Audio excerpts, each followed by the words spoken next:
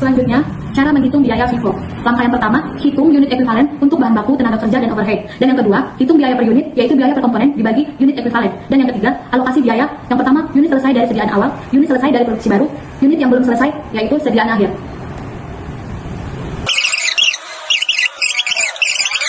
Selanjutnya ada metode FIFO. Metode FIFO ini penting karena bisa memberikan gambaran biaya produksi yang lebih realistis. Soalnya dengan FIFO, biaya produksi yang tercatat di laporan keuangan mencerminkan urutan produksi yang sebenarnya, dari yang masuk duluan sampai yang terakhir. Selain itu, FIFO juga membantu perusahaan memisahkan biaya lama dan biaya baru. Jadi perusahaan bisa tahu berapa biaya yang dikeluarkan di periode sebelumnya dan berapa biaya di periode sekarang. Ini penting buat menghindari kesalahan atau penghitungan biaya ganda yang bisa bikin laporan keuangan nggak akurat. Contohnya tuh kayak kalau bahan baku harganya naik turun, metode FIFO ini bantu perusahaan tahu harga produksi unit-unit lama dan unit baru secara terpisah.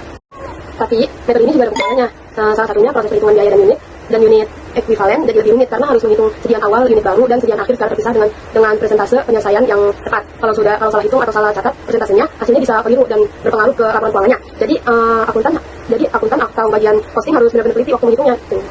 Nah, dalam metode FIFO, semua aktivitas produksi pasti akan dicatat ke dalam jurnal akuntansi kan.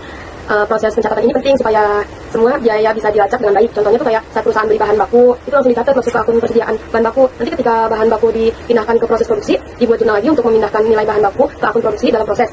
Begitu juga dengan biaya tenaga kerja dan overhead pabrik.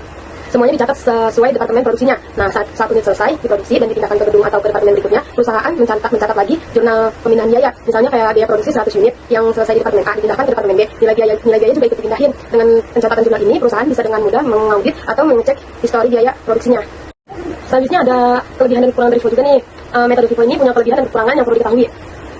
Kelebihannya, metode ini logis karena sesuai urutan barang masuk. Jadi unit yang masuk dulu memang harus diproses dulu. Selain itu, perusahaan juga bisa tahu mana biaya lama dan mana biaya baru. Jadi cocok banget dipakai untuk produk yang cepat rusak, kayak makanan, minuman, atau obat-obatan. Contohnya di pabrik es krim, bahan yang masuk atau harus dipakai dulu supaya nggak keburu mencair atau basi. Selanjutnya, bagaimana metode FIFO diterapkan di sebuah perusahaan? Misalnya di PT ABC, ada 2 departemen produksi, yaitu departemen A dan departemen B. Di setiap departemen itu akan selalu ada sediaan awal, unit-unit baru yang diproses, unit yang berhasil diselesaikan, dan sisa unit yang masih dalam proses atau disebut sediaan akhir. Nah, kalau pakai metode FIFO, unit yang berasal dari sediaan awal harus diselesaikan lebih dulu. Setelah itu, baru unit-unit yang masuk di bulan berjalan diproses dan diselesaikan.